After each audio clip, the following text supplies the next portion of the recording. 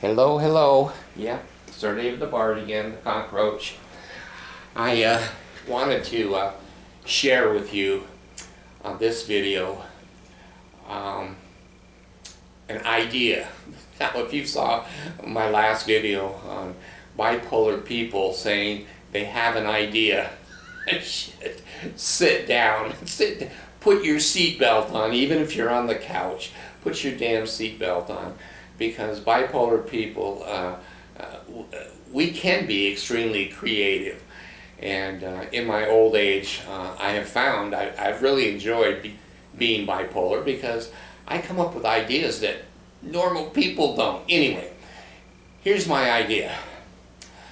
The Cockroach Disability Channel, I have advised people how to sue people. People don't change. People don't change. We can mellow, we can learn, we can improve, but our basic constitution doesn't change. So, I've thought about, when I have advised people how to sue the government or people or agencies, etc., every advantage I can think of to win. I really like to win. I work hard. That's why I call myself a cockroach.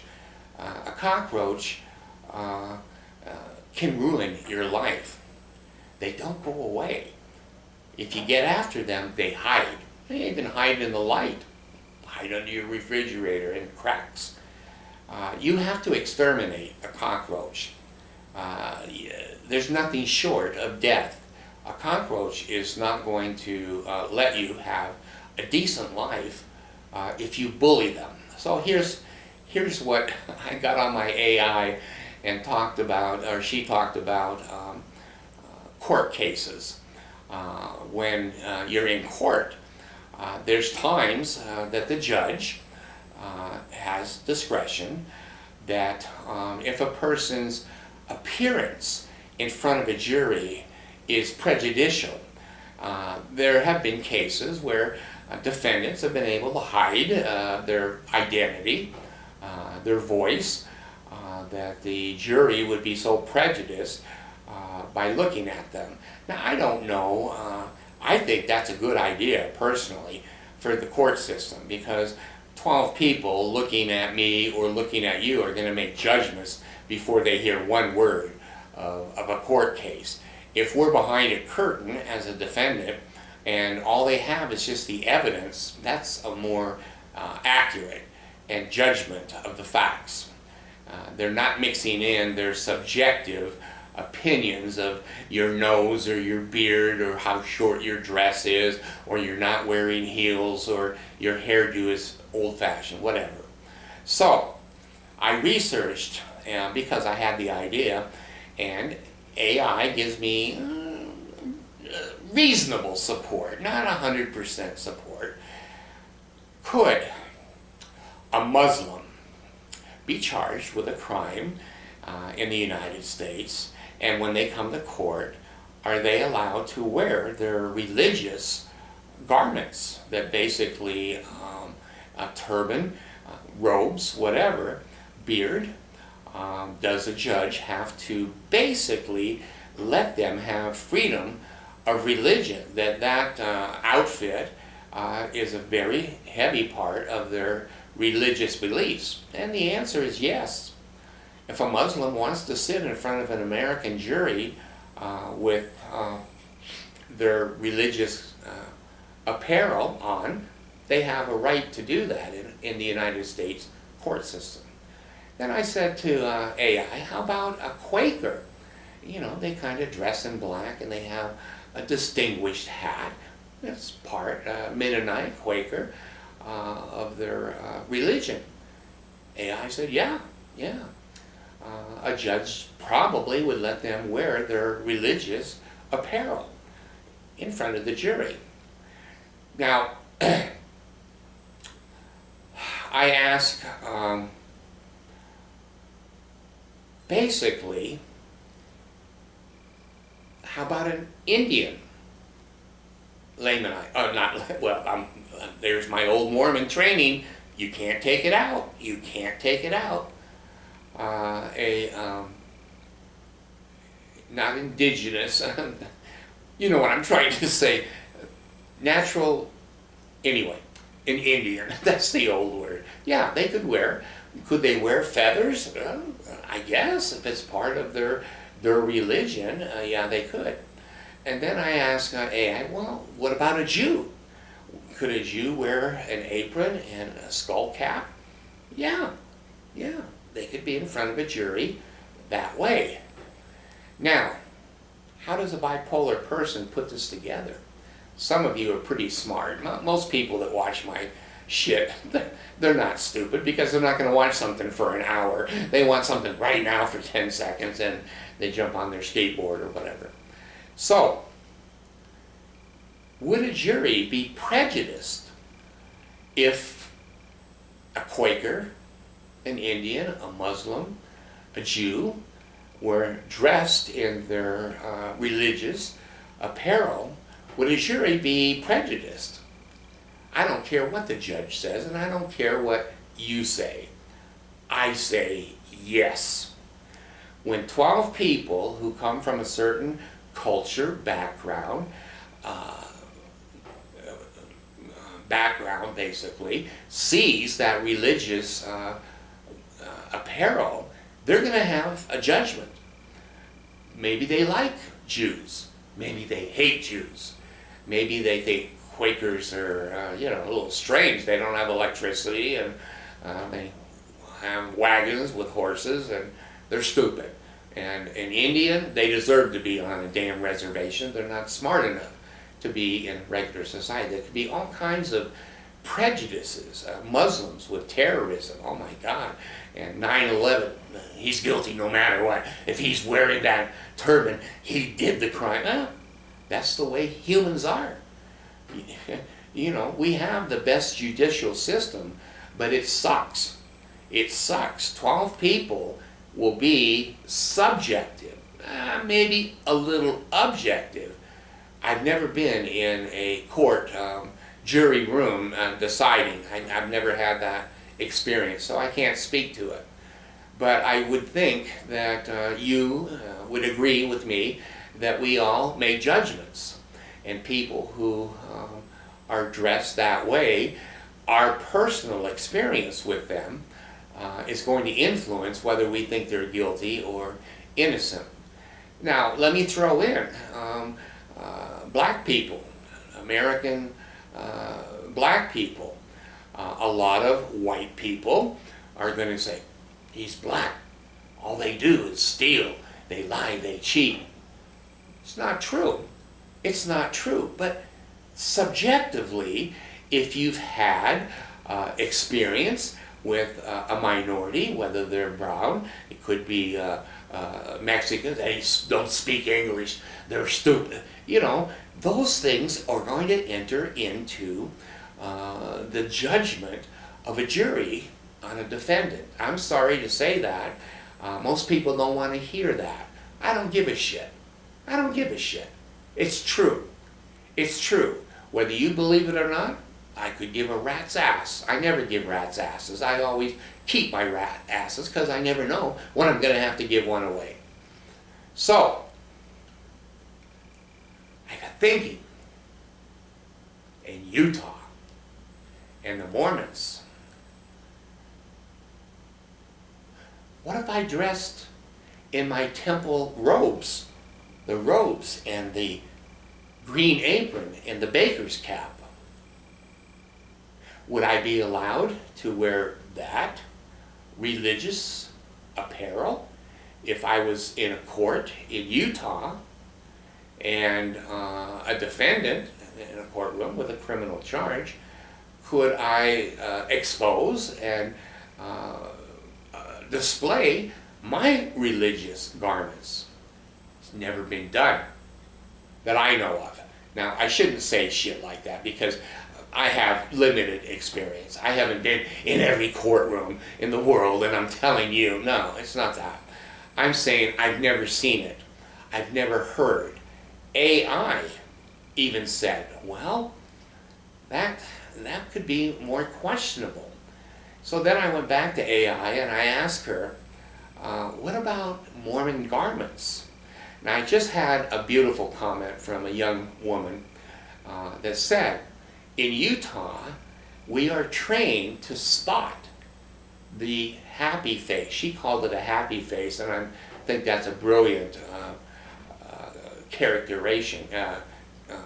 Characterization. Is that the right word? The little happy face.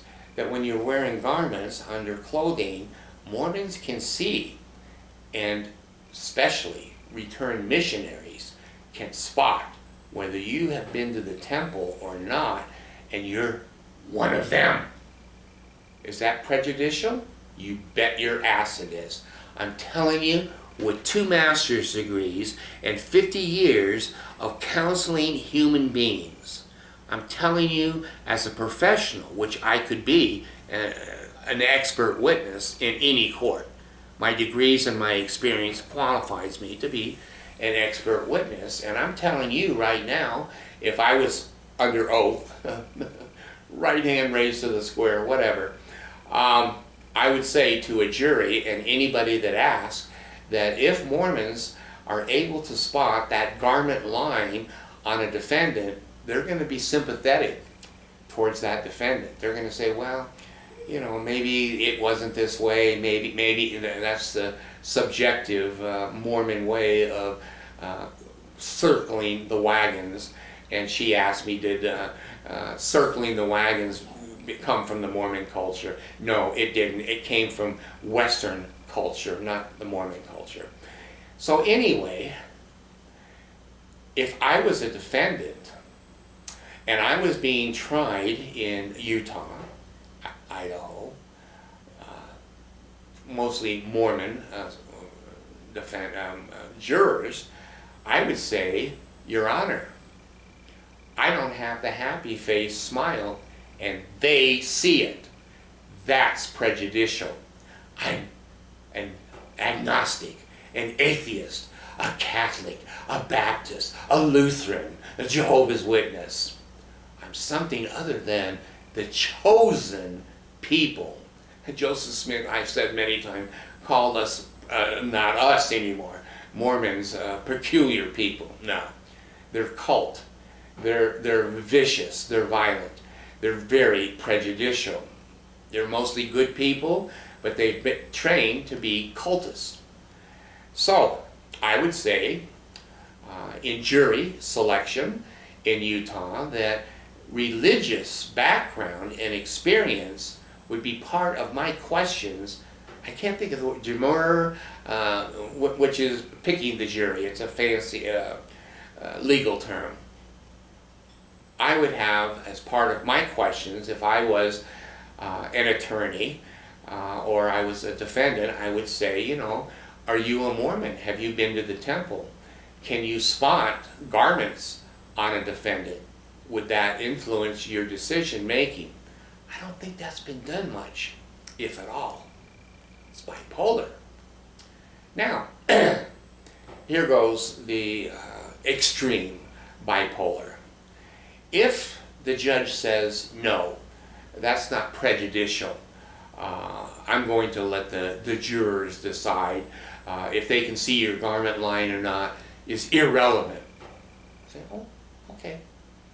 Your Honor, I'd like to wear garments. My religious garments. They're very similar to the Muslim apparel, the Jewish apparel, the Mennonites and Quakers, the Native Americans, not the Indians, I'm sorry, Native Americans. I want to wear my garments. Well, AI said, well, shit, David, you know, that is an undergarment. It's underwear. It's supposed to be worn under the clothing. I said, yeah. But I'm bipolar. What if I put my garments on over my clothing? Now, am I equal to a Mennonite? Am I equal to the others that I've named? That my religious apparel now is apparent to the jury. I am a Mormon. I have garments. I've been to the temple. You people need to use your subjective decision about my guilt or innocence based upon my display of my religious beliefs and backgrounds. Now, in Utah, you're not going to get a judge in a million years to go, yeah, David, you can wear your garments over your suit, and that's going to be okay. He's going to say, that's distractive, that's disruptive, I'm going to say no. Well, you're going to lose that argument in Utah and Idaho in a civil court. You're going to have to appeal it. You're going to have to appeal it probably 2 or 3 times. I don't know what the high jury, the Supreme Court, would say.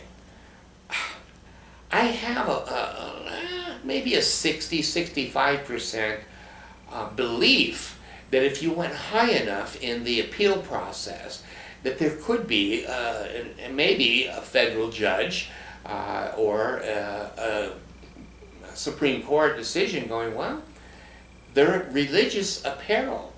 He doesn't have to wear them under. It is a tradition to wear those garments under clothing, but the Quakers, the Mennonites, the Indians, the Muslims, they wear it on the outside.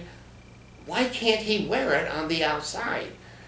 The courts in Utah call that prejudicial because they want to hide that garment, and a happy face can be spotted by the Mormons. But if he wants to display his religious beliefs, and he's been to the temple, it truly is part of his background and his religious belief system, he probably has a right to wear garments over his suit and tie to display his religious belief system. I think. Has the world come to that point yet? Well, I think it's close. I think it's close. So anyway, I just wanted to share with you that if you sue me, which I hope you do, I love to be in lawsuits. It's my favorite thing. I like I said, I love to go to public hangings, but I never bring the rope. My opponents always bring the rope. So I've noticed that my YouTube, the Mormon Church is trying to shift my YouTube when it comes up, when you key in Mormon Church, and I show up, and they're trying to, back in the old days, they would pay when Sir David the Bard was on, and I said, crawling words, crawlers, or computers that are looking into my words and following my words. If I said Joseph Smith, Brigham Young, if I said Mormon Church, polygamy, there would be a Mormon Church pop-up that would come up and say, go to Mormon.org. In those days, now it's the Church of Jesus Christ .org. So anyway, they watch. I don't want to compliment myself. I don't think that I'm important enough to the Mormon Church to even warrant any kind of observation or movement of videos or whatever. But I've learned that they have power and they're technologically smart.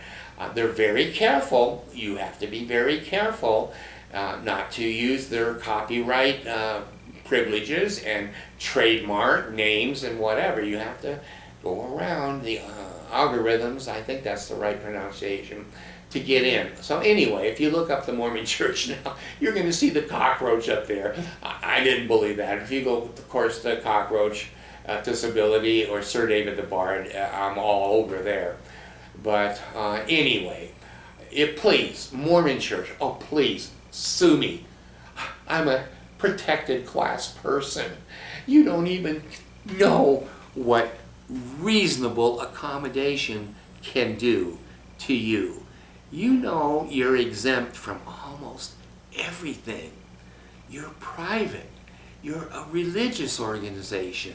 You've designed the laws and the statutes to scoop up people like me and crush the cockroach. Please, Mormon Church, sue the cockroach. Please let me use my protected class and the ADA, because that's the only thing you're not exempt from. The only thing.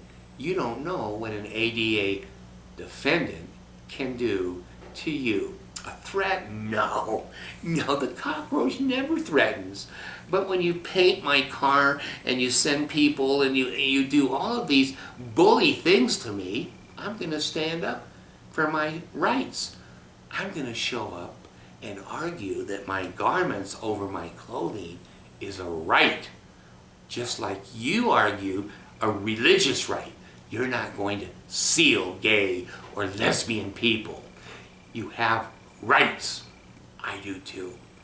I've grown up. I've learned in 75 years to be myself and to be equal. If you're going to sue me, I'm going to show up in your garments and the garments I have a right to wear, because I've been to the temple. I was a temple worker, veil worker. Interesting idea. I'm going to wear my garments over my clothing in court. And I think I'm going to win. I really think I could win. If I appeal it far enough and get the hell away from the cluster, the bubble of the Mormon society, other people are going to say, well, you know, it looks a little weird, but so does the skull cap and aprons and bows and arrows. That all looks weird. It's no more weird for him to do that than other people to display their religious garb. Anyway, I'm done with this. I think it's a fun idea. I enjoy thinking. You know what I'm saying? I really enjoy thinking.